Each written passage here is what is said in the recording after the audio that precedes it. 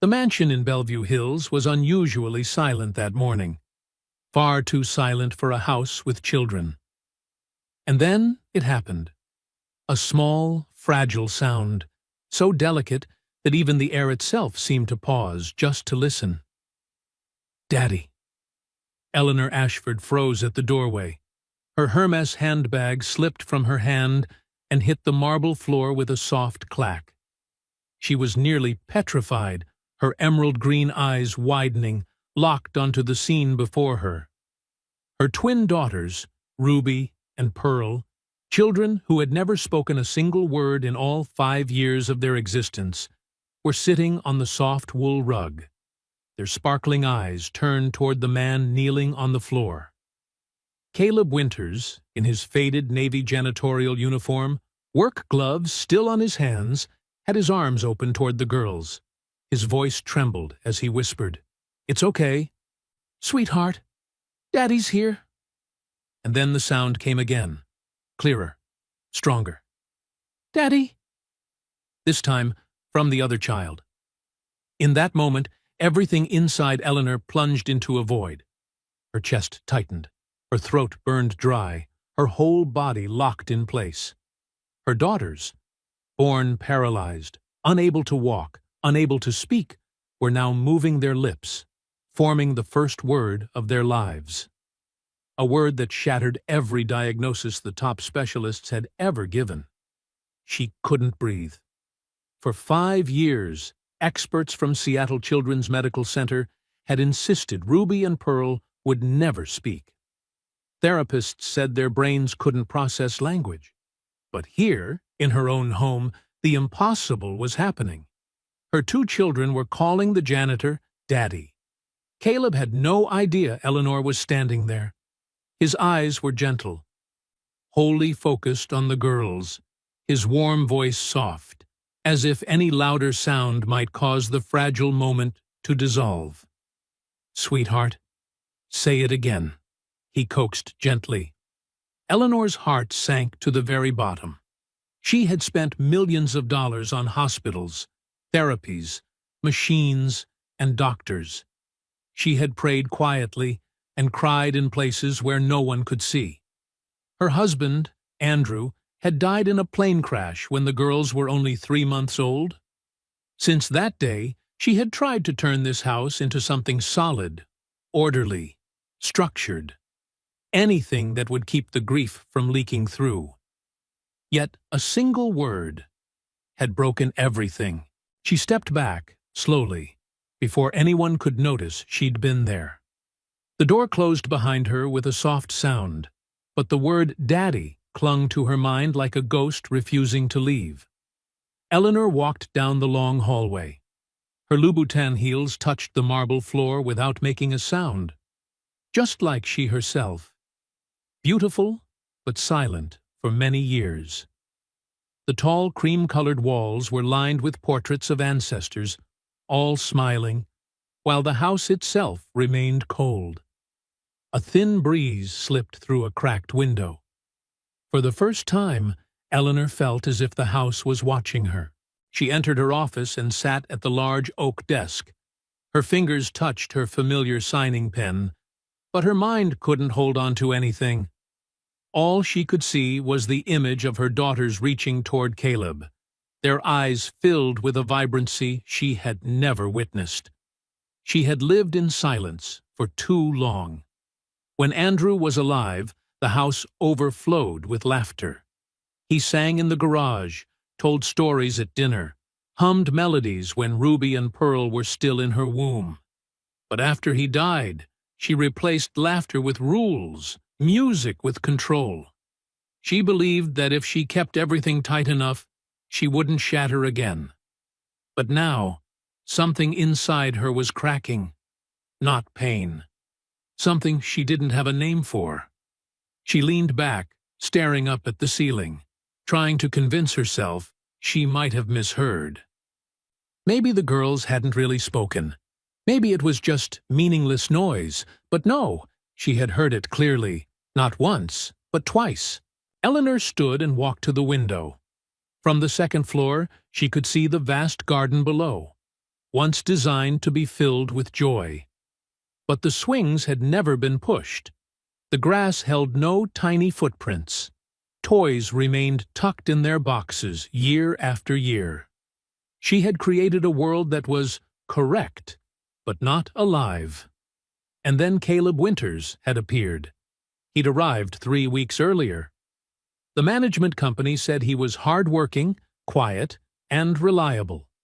Originally from Redmond, with experience in several hospitals and centers.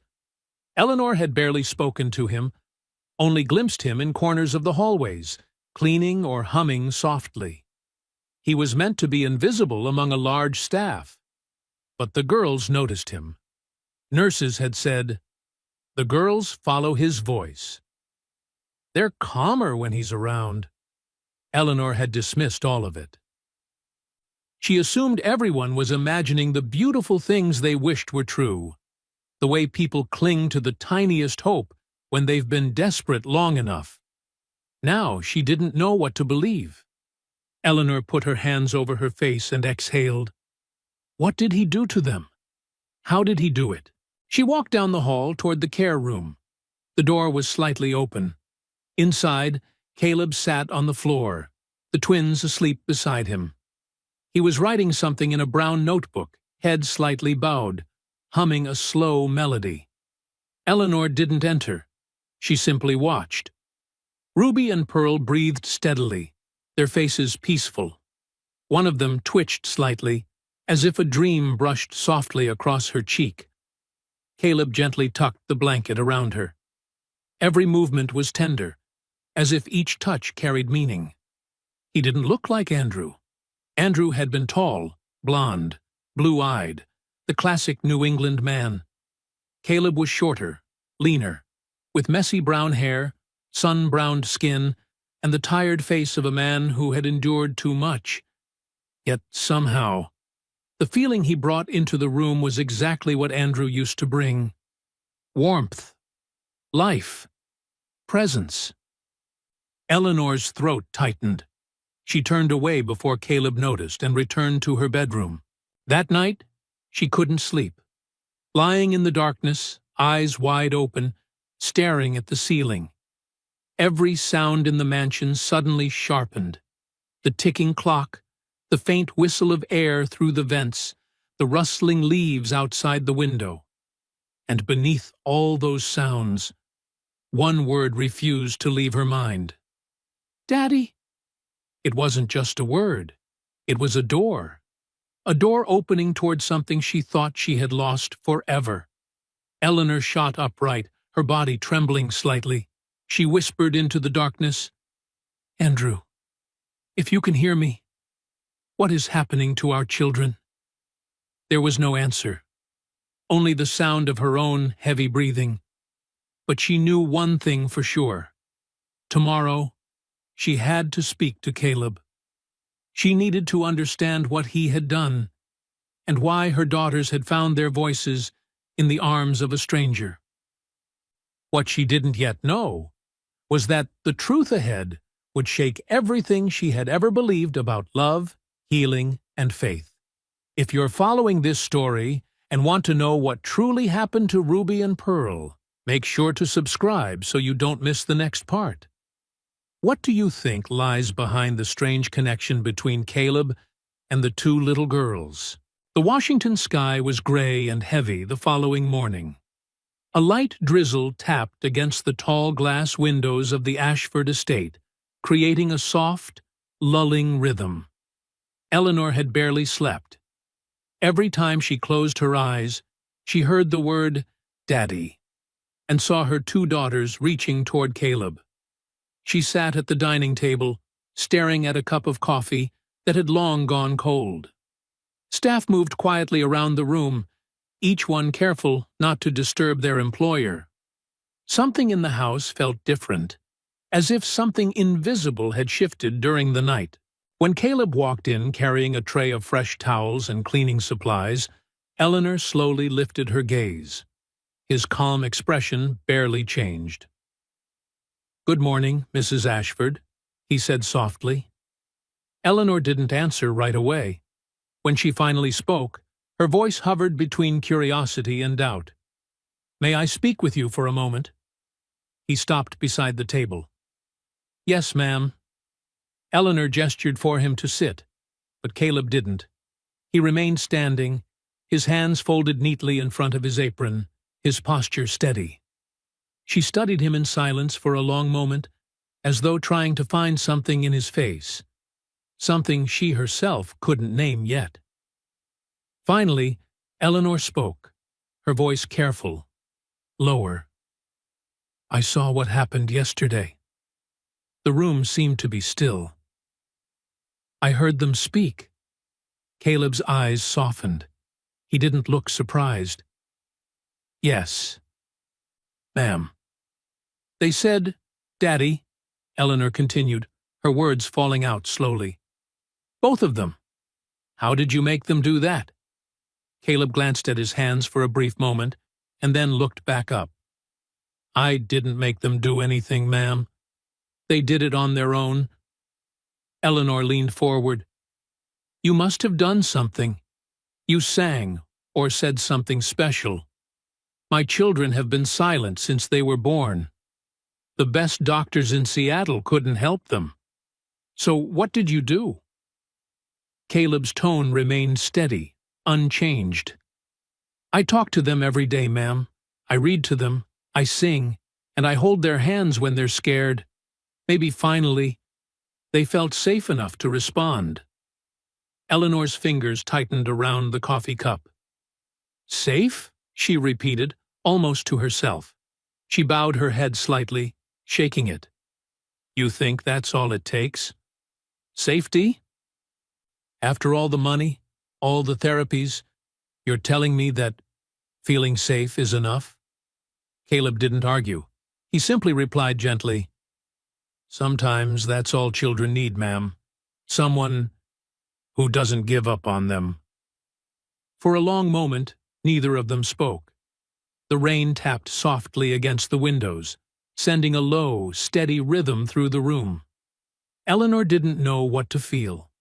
She wanted to believe him, but a part of her refused to accept that something so simple could achieve what an entire team of specialists had failed to accomplish.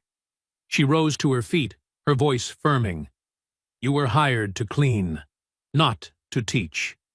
Don't do anything with my children without telling me first." Caleb bowed his head, nodding respectfully. "Yes, ma'am." He lifted the tray and left the room. Eleanor remained where she was, eyes fixed on the empty space where the door had just closed. His calm voice echoed in her mind. Someone who doesn't give up on them.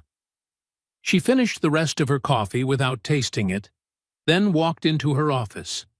The digital clock on the wall read 9:17 a.m., but to Eleanor it already felt like midday. She sat at her desk, staring at the stack of files in front of her, reports, contracts, lists of calls to return. Suddenly, all of it felt meaningless.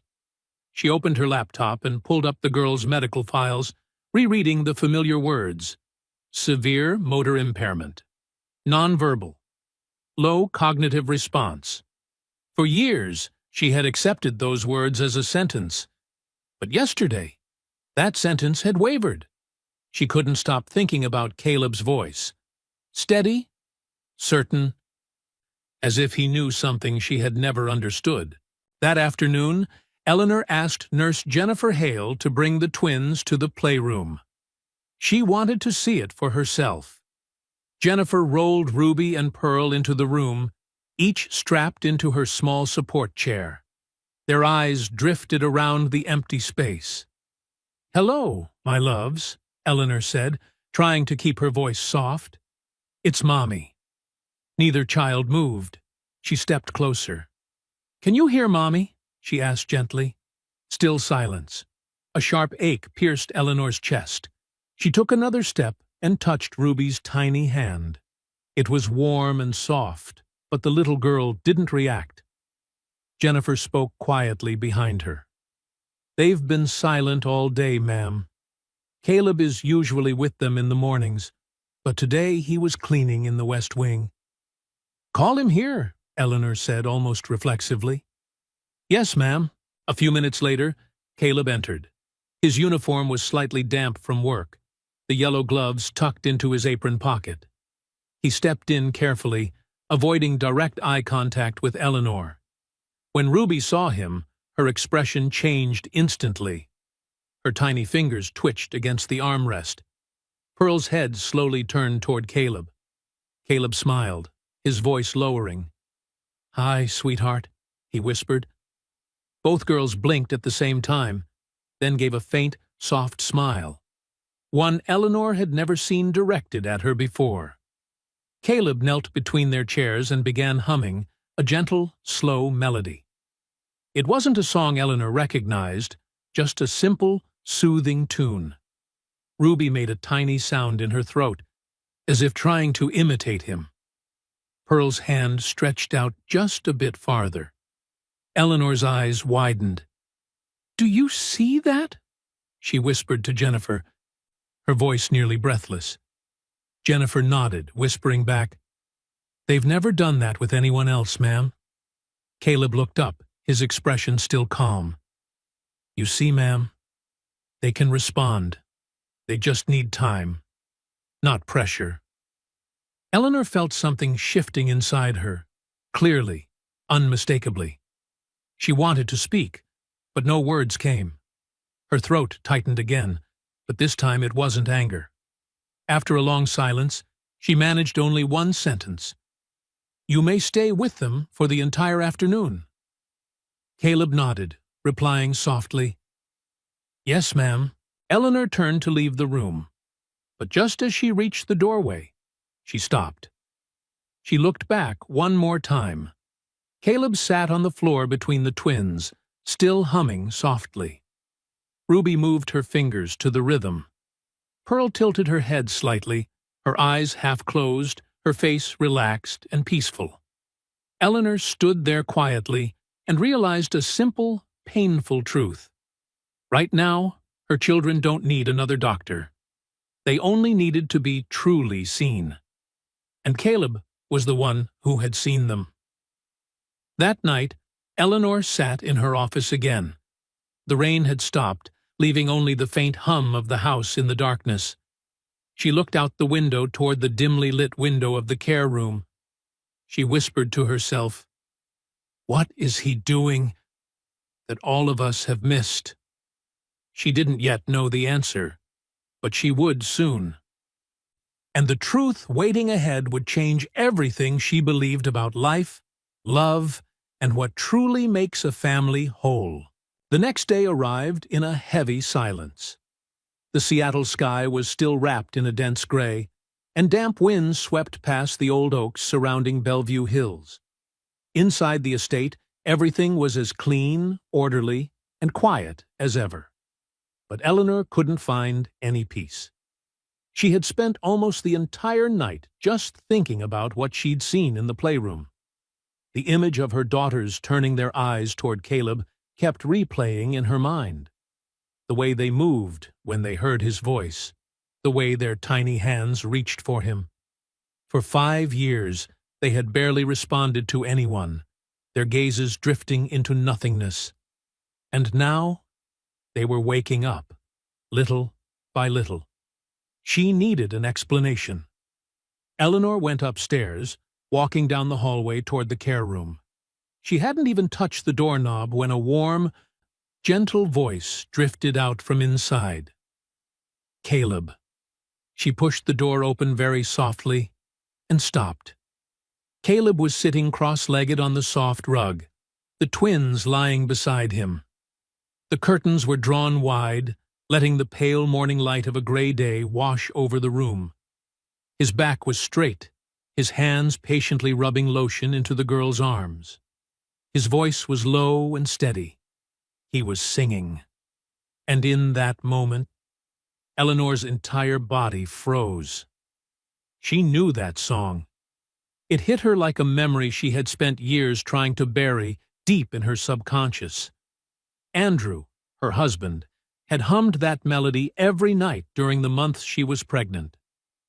Eleanor's eyes filled with tears before she could stop them. She didn't know why, but it made her heart ache. She stepped into the room, her voice barely above a whisper, as if she were afraid of breaking something fragile. "Where did you learn that song?" Caleb turned around, a little surprised, but still composed. "Oh, I didn't know you were here," he said quietly. Eleanor moved closer, her breath unsteady. "The song you're singing, where did you learn it?" Caleb looked down at the floor for a moment, then reached for a small notebook lying beside him. It was old, the edges frayed, the pages slightly yellowed. He held it out to her. "I found this," he said. "It was behind one of the cabinets in the care room. I think it belonged to your husband." Eleanor reached out for the notebook, her fingers visibly trembling. The handwriting on the page was unmistakable. Those slanted blue ink lines, Andrew's handwriting. Inside were notes on childcare, a few small recipes, and near the middle of the notebook, there was a list of lullabies. The last one was the song Caleb had just been singing.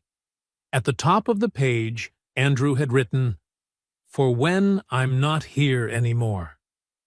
A deep, sharp pain spread through Eleanor's chest.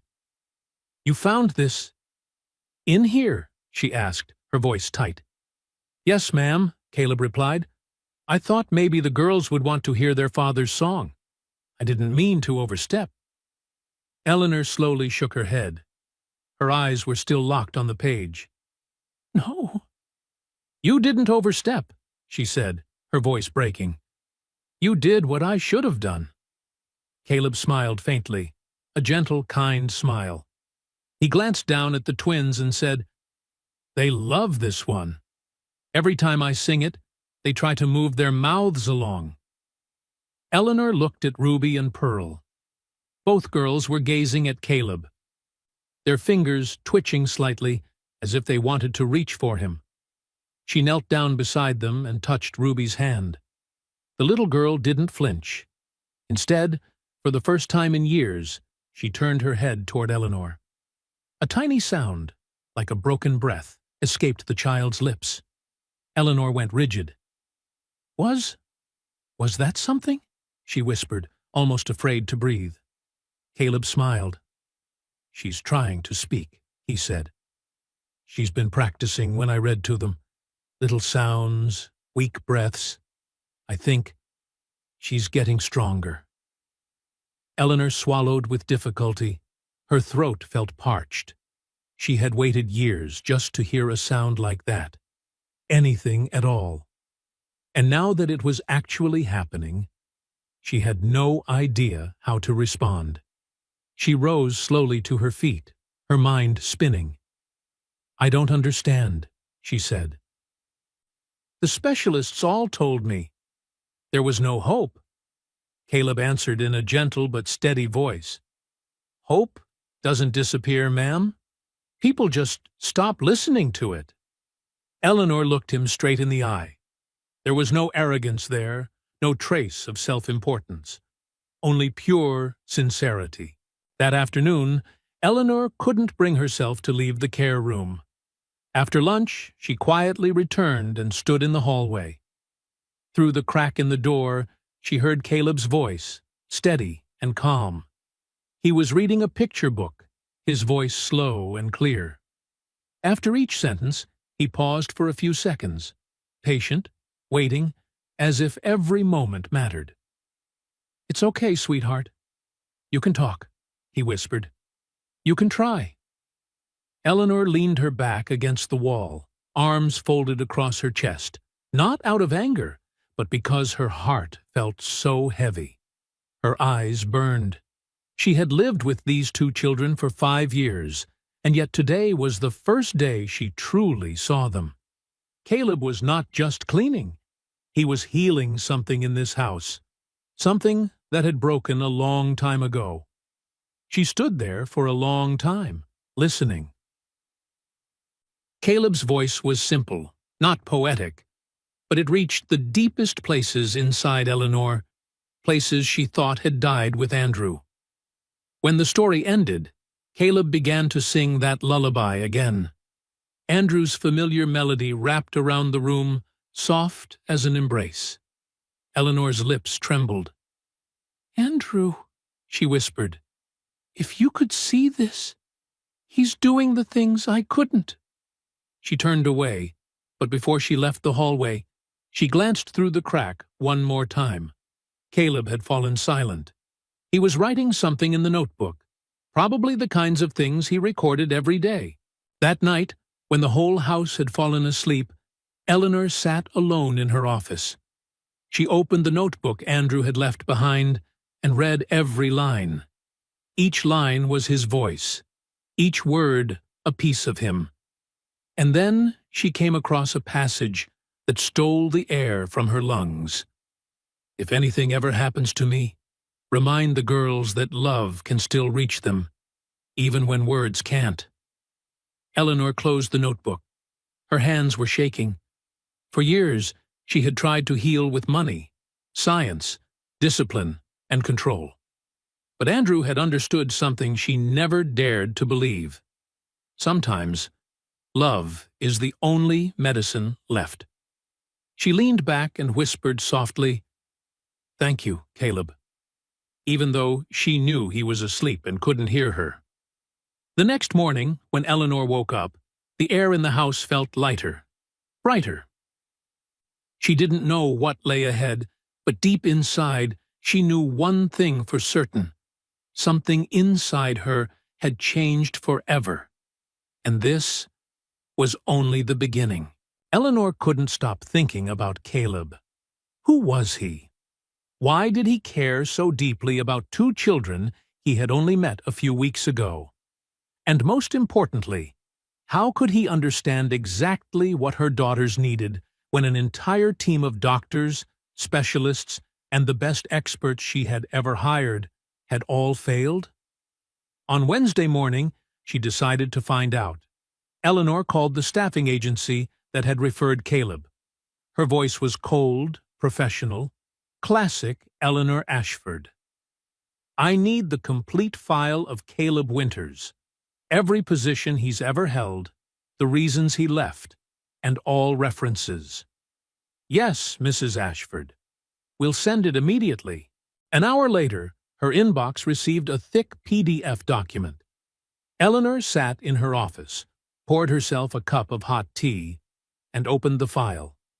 Each line appeared on the screen like a sketch of the man she still did not fully understand. Caleb Winters, age 38. Born in Spokane, Washington. Employment history: maintenance staff at Seattle Children's Medical Center, 4 years. Janitorial staff at Evergreen Pediatric Rehabilitation Center, 2 years. Technical staff at Redmond Heights Apartments, audit 1 year. Family status: divorced. 1 daughter, Daisy Winters, 5 years old. Single parent since 2022. Comments from previous employers: reliable, hardworking, extremely patient with children. Frequently volunteers to help disabled children during breaks. His daughter has special medical needs. Eleanor stopped at the last line. His daughter also had special needs. She opened the attached document, a medical summary Caleb had allowed the employer to view. Daisy Winters, diagnosed with quadriplegic cerebral palsy, nonverbal, limited mobility. Eleanor set her teacup down. Her hand trembled slightly. Caleb wasn't just a janitor who happened to be good with children. He was a father fighting every day against the same things she herself was facing. He understood, not from textbooks, not from courses. He understood through the pain and love of his own life. A wave of emotion crashed over her: guilt, shame, and something else: deep gratitude. She had seen him as a worker, a pair of hands, someone invisible. But he was so much more. Eleanor closed her laptop and sat frozen for a long time, letting the truth sink in. Today was Caleb's day off. He had taken Daisy for her routine medical checkup. He had told her that, but she hadn't paid attention. Now, everything felt different. She glanced at the clock. 2:15 p.m. A thought flashed through her mind, one that Eleanor Ashford had never had before. She wanted to know how he lived. She wanted to understand him. 20 minutes later, she was driving her Tesla through the rain-soaked streets of Redmond, heading toward the address in the file. It was an old 3-story building, peeling paint, sitting in a working-class neighborhood. The parking lot was filled with aging cars. A few children played ball on the patchy grass. Eleanor parked outside and looked up at the second-floor apartment, Unit 2B. Caleb's home. She didn't intend to go inside. She simply sat in the car, feeling like an intruder, yet unable to leave. 10 minutes later, she saw him. Caleb stepped out onto the balcony, pushing a small wheelchair. Daisy sat in it, brown hair tied neatly, wearing a pink dress with butterfly prints. He knelt down, positioning the wheelchair so his daughter could look out at the yard. He pointed downward, perhaps at a bird, or the drifting afternoon clouds. Daisy smiled, a tilted, imperfect smile, but full of joy. Caleb bent forward, kissed the top of her head, then began singing. Eleanor couldn't hear the words, but she saw his lips moving, saw Daisy trying to mimic him, bit by bit. A simple moment. A father. A disabled child. An old balcony. But to Eleanor, it was everything. She understood now. This was why he knew how to speak to Ruby and Pearl. He had been speaking this way to Daisy every single day. He was patient, because he had to be patient. He never gave up, because giving up would mean abandoning his own child. Eleanor's throat tightened. She didn't realize she was crying until a tear slid down her cheek. Caleb wasn't helping because of money. He was helping because he understood. And maybe because he still believed in something she had lost long ago. Miracles. Eleanor continued watching. Caleb pushed Daisy back inside. The lights in the small kitchen flicked on. He placed a pot on the stove, probably preparing dinner. A simple, difficult, but loving life. 3:40 p.m. Eleanor exhaled. She needed to return home. Just as she started the car, her phone vibrated with a message from Jennifer. Mrs. Ashford, Pearl just made a new sound. It sounded like she was calling her sister. You should come home. Eleanor read the message twice. Her heart jumped. She looked up at apartment 2B one last time. Then she drove back to Bellevue as fast as she could. By the time she arrived, it was fully dark. Eleanor almost ran up the stairs. In the care room, Jennifer stood up as soon as she entered. You should hear this, she said softly. Eleanor knelt beside the crib. Please, let me hear. Jennifer stroked Pearl's hair. Call your sister, sweetheart. Pearl glanced toward Ruby. Her lips quivered. Then a weak sound escaped. Ooh, B. Ruby. Eleanor's tears spilled instantly. For the first time in 5 years, she heard one child trying to call the other. She's done it 3 times now, Jennifer whispered. The first time was at 3 p.m. Caleb wasn't here. She did it on her own. Eleanor gathered Pearl into her arms, tears falling onto her daughter's hair. You did so well. Mommy is so proud of you. She touched Ruby's cheek. You too. You're finding each other again. That night, Eleanor stayed between their cribs until late. She didn't want to leave. She had never wanted to stay more than she did tonight. Jennifer left at 9. Do you need me to stay? No, thank you. I want to be with my girls tonight. The room was left with only Eleanor and the twins. She sat on the floor, staring into the dimness, her heart full. She thought about Andrew, about Caleb, about the two little girls slowly finding their voices, and about something she was feeling for the first time in 5 years. Hope. The next morning, Eleanor woke at 5 a.m., curled on the care room floor. Her neck ached, but she didn't regret it. She fixed the girls' blankets, then went to the kitchen to make coffee. At 7:30 a.m., she heard the back door open. Caleb had arrived. She stepped into the hallway, her heart beating faster for a reason she couldn't name. He was changing into his uniform in the laundry room. When he saw her, he startled slightly. "Good morning, Mrs. Ashford." Eleanor stood in the doorway, looking at him. The man in the worn uniform, with calloused hands, but a heart stronger than anyone she had ever met. The image of him and Daisy on the balcony flashed in her mind. His smile, his resilience, and the way he never gave up. "Caleb," she said softly, "I want to thank you. Not just for what you've done for my daughters, but for reminding me what truly matters." He looked flustered. I'm just doing my job." "No," Eleanor interrupted. "You're doing far more than that. And I've seen it." Caleb didn't know what to say. He simply nodded, his eyes softening. Eleanor smiled, the first real smile she'd had in days. "You'll want to hear this. Yesterday, Pearl called Ruby's name. 3 times. Caleb's face lit up. "Really? She did it?" "Yes," Eleanor said, her voice trembling. "And it's because of you. You gave them belief." Caleb bowed his head, as humble as ever. "They just need time and love." "The girls are waiting for you," Eleanor said. "They miss you." "I missed them too," he replied quietly.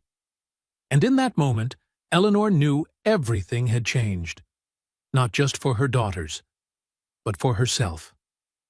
She had lived like a ghost for 5 years, but Caleb, with his humility, his patience, and his unconditional love, had reminded her that life can begin again, even after the deepest pain.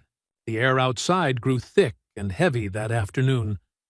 The Washington sky was swallowed by dense black clouds, and wind tore through the tall oaks surrounding Bellevue Hills like long warning sighs of an approaching storm. The weather report warned that tonight would bring a powerful storm, the kind Washington only saw once every several years. Eleanor stood by the office window, watching the garden tremble under the wind. She glanced at the clock. 4:45 p.m. Caleb usually ended his shift at 5. She went downstairs and found him cleaning in the laundry room. "Caleb?" she called softly. He turned. "Yes, ma'am?" "A storm is coming. You should go home to Daisy early today. The roads could get very dangerous." Caleb looked out the small window, worry flickering across his face. "Yes, ma'am. I plan to leave at 4:30, but—" He hesitated.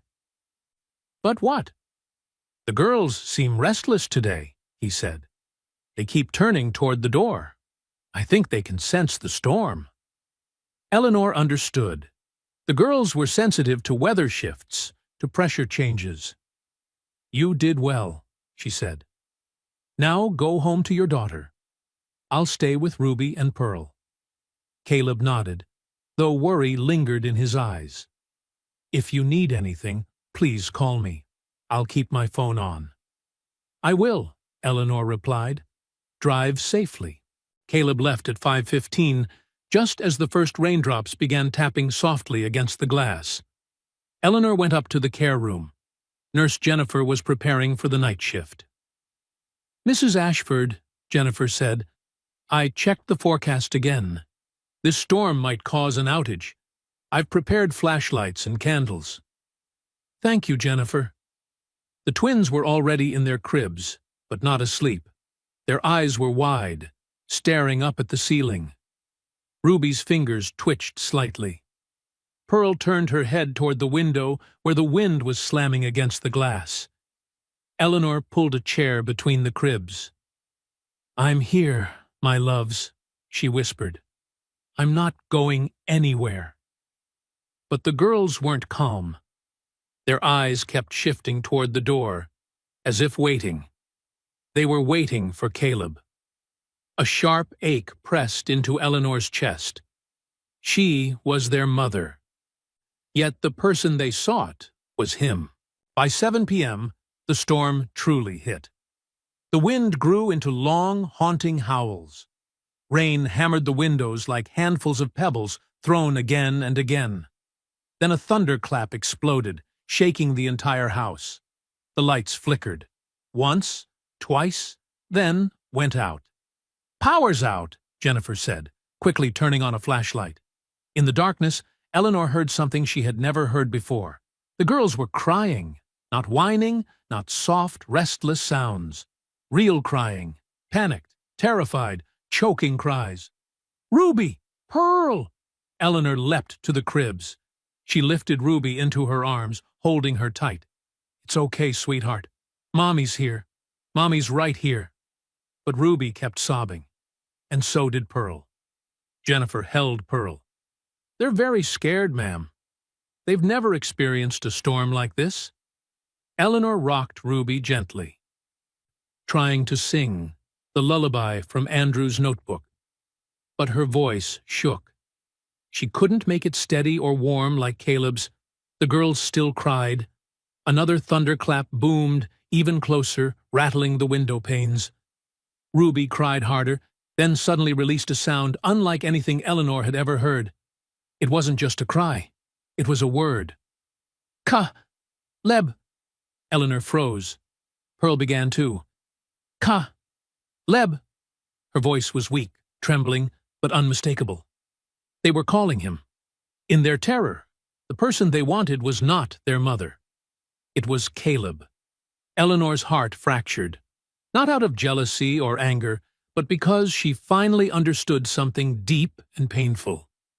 She gently laid Ruby back into her crib. "Jennifer, stay with them. Keep them calm. I'll be right back." She ran downstairs, grabbed her phone, and dialed Caleb. The phone rang. Once, twice, 3 times. "Hello?" Caleb's voice came through, wind and rain roaring behind him. "Caleb, it's Eleanor. The girls. They're calling your name. They're terrified. I don't know what to do."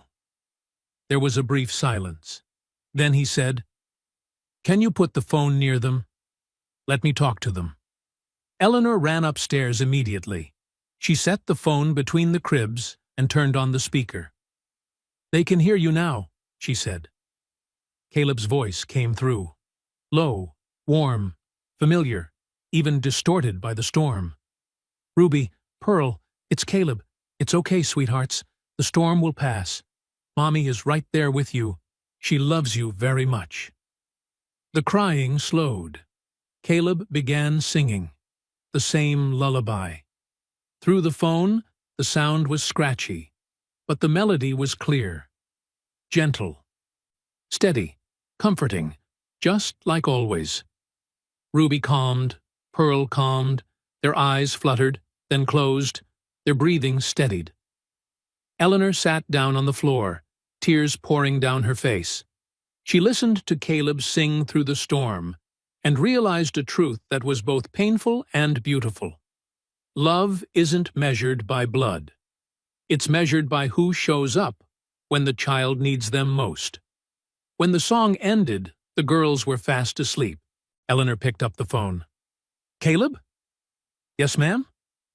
"Thank you," she whispered, voice breaking. "Where are you? Are you safe?" "I'm home, ma'am. Daisy is scared of storms, too, but she's asleep now. I'm letting her sleep in my room tonight." Eleanor exhaled, relief washing over her. "You're a good father, Caleb."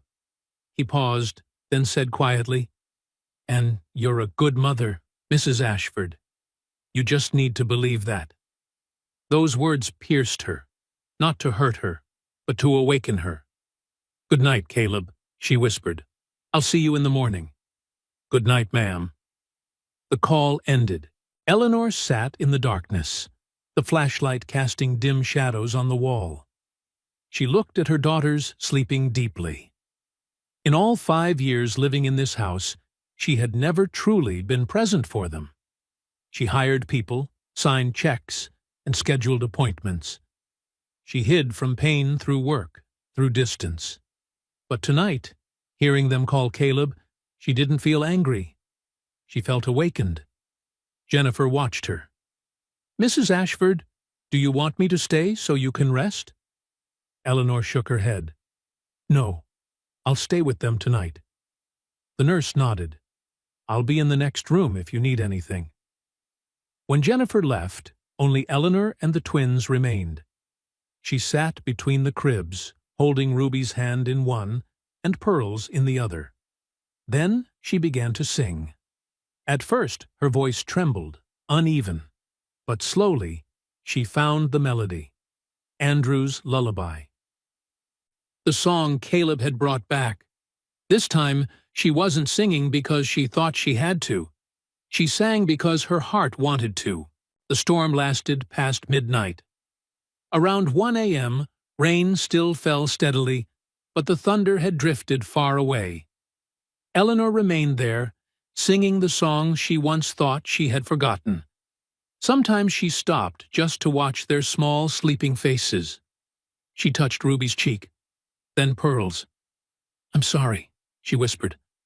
"I'm sorry for being gone so long, but from now on, I'll be here. I promise." Tears slid down her face. For the first time in 5 years, Eleanor wasn't crying from grief. She was crying from hope. Around 2 a.m., the storm had nearly dissipated. Rain fell lightly. The wind had calmed. The power was still out, but it no longer mattered. Exhaustion overtook her. She lay down on the floor, between the two cribs, staring up into the dim ceiling. She whispered into the quiet, "Andrew, if you can see me now, I've changed. I think I finally understand what you wanted me to learn all along." No answer came, only the soft breathing of her daughters and the steady rhythm of her own heartbeat. But Eleanor felt something, a warmth, like someone silently nodding in approval. She smiled in the darkness and closed her eyes.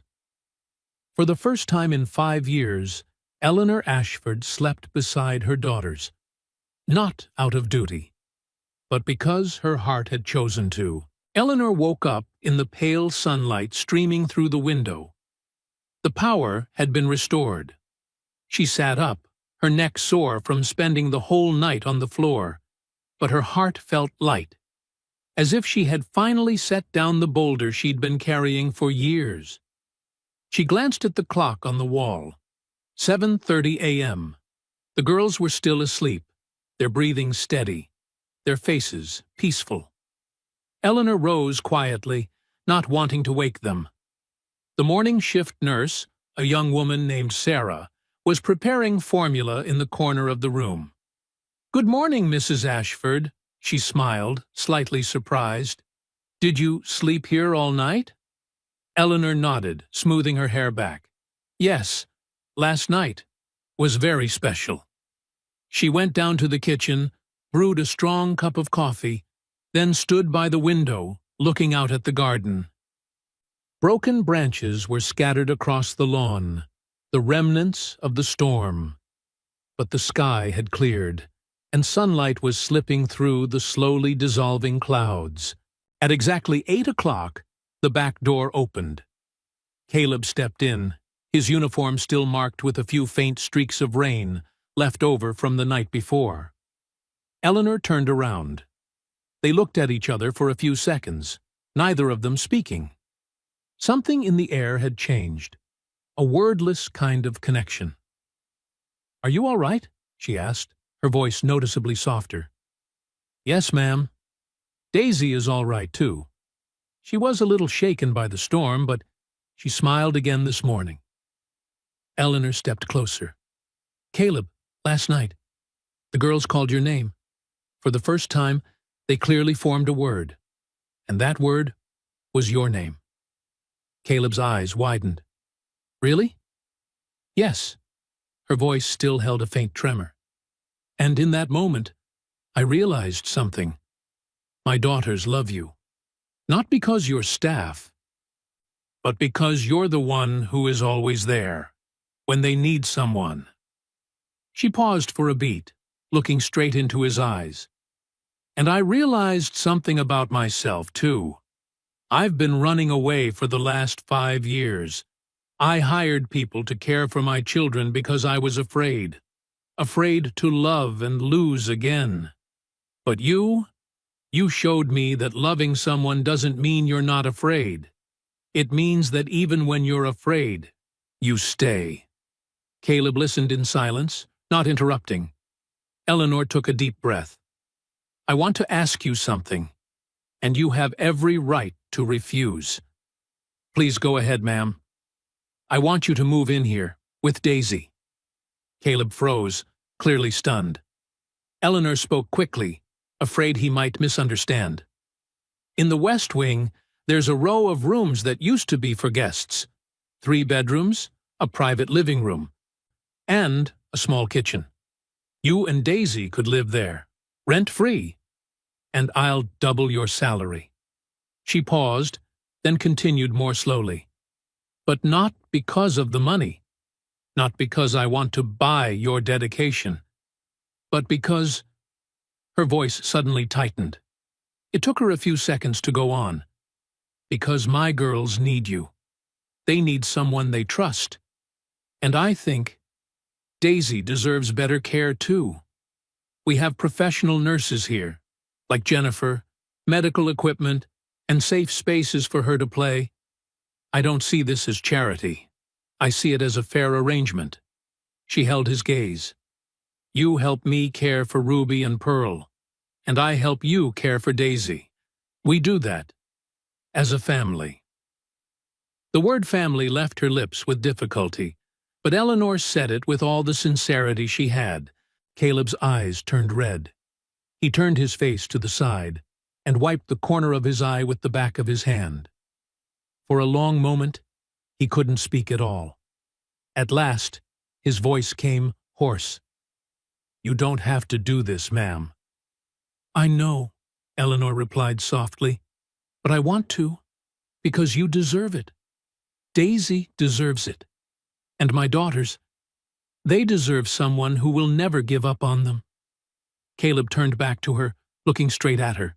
His eyes were wet, filled with a deep emotion, gratitude, tenderness, and also the fear of responsibility. I need to think about it, he said slowly. For Daisy. I have to be sure this is the right thing for her. I don't want her to feel confused or feel like we're taking advantage of your kindness. Eleanor nodded. I understand. Take as much time as you need. There's no rush. Caleb nodded gratefully, then quietly went upstairs. Eleanor remained alone in the kitchen, her heart pounding. What had she just done? Invited a man she'd only known for a few weeks to move into her home? With his daughter? But deep down, she knew it was the right thing. Not just because her children needed Caleb, but because she needed his presence too. Needed someone to remind her that love still existed, that family wasn't defined only by blood. 3 days later, Caleb didn't answer immediately. He said he needed time to talk to Daisy, to think everything through. Eleanor respected that. She didn't bring it up again, didn't push. But every day, she caught his gaze pausing on the West Wing as he walked past it. She saw him standing at the care room doorway, looking at Ruby and Pearl with a thoughtful expression, like he was weighing something far beyond his job. On Wednesday morning, Caleb came to see her in the office. Mrs. Ashford, may I speak with you for a moment? Of course. Eleanor stood up and gestured. Sit down, Caleb. This time he actually sat. To her, that alone felt like half an answer. He placed his hands on his knees, stared down for a long moment, then began. I talked to Daisy. I told her about Ruby and Pearl, about this house, and about your offer. Eleanor waited in silence, her heart beating faster than usual. Daisy asked me, his voice caught, Daddy, are they like me too? I said, yes, they're like you. Then she asked, so, can I play with them?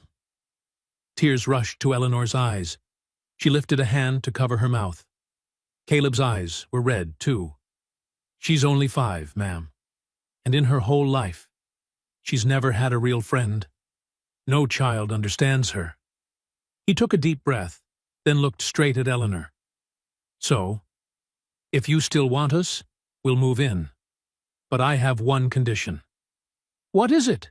Eleanor asked immediately, almost unable to breathe. I won't take double pay. I'll only accept my current salary plus the housing, because I don't want to feel like I'm being paid to become part of the girls' lives. I want it to feel like this is really a family. Eleanor stepped closer to him, and, for the first time, she embraced Caleb. Not the way a boss hugs an employee, but the way 2 wounded people do. 2 people trying to believe in something larger than themselves, larger than money, titles, or contracts. Welcome home, Caleb, she whispered. 1 week later, Caleb and Daisy moved in on a warm afternoon. Eleanor stood at the front door, watching his old car drive up the estate's entrance. Caleb got out first, then opened the back door and carefully lifted Daisy's wheelchair out. The little girl looked up at the large house with big, round eyes, both shy and curious. Eleanor walked down the steps. She lowered herself, kneeling to be at Daisy's eye level. Hi, Daisy. You're Daisy, right? The girl nodded slightly, a bit shy. My name is Eleanor, and I'm very happy you're here. Ruby and Pearl are waiting for you inside. Daisy's eyes lit up. Ooh, B. She tried to form the sound. Eleanor smiled, her eyes stinging again. That's right, sweetheart. Ruby, you're doing so well. She stood and turned to Caleb. Are you ready? He nodded, a small but steady smile on his face. Yes, ma'am. We're ready. They stepped through the doorway together, and for the first time in 5 years, the Ashford estate was no longer just a place filled with memories of loss. It had become the beginning of a new family. Dear listeners, sometimes love doesn't come from the people we expect. Sometimes it enters our lives quietly, through the hands of someone who simply refuses to let go. Caleb is not a doctor, nor is he a therapist. He is just a humble janitor, yet he carries within him a heart overflowing with tenderness. And with that very heart, he returned a voice to 2 children who had been trapped in silence their entire lives. And Eleanor, a woman who once believed that money could fix everything, learned that love cannot be bought, and healing does not always come from medicine or modern methods. It comes from presence, from patience, and from the simplest acts of care. This story reminds us that sometimes the people who seem the smallest and most ordinary are the very ones who carry the brightest light. And now, dear listeners, tell me, who touched your heart the most in this story? Was it Caleb, the man whose love could break through silence? Or was it Eleanor, the woman who finally learned to listen with her heart? Share your answer in the comments. I truly want to know what lesson you took away from this story. And if this journey moved you, please hit the like button, share it with someone who might need a little hope today. And don't forget to subscribe to the channel so you won't miss the next heartfelt, inspiring story. Because sometimes, just one small act of love can change a life forever.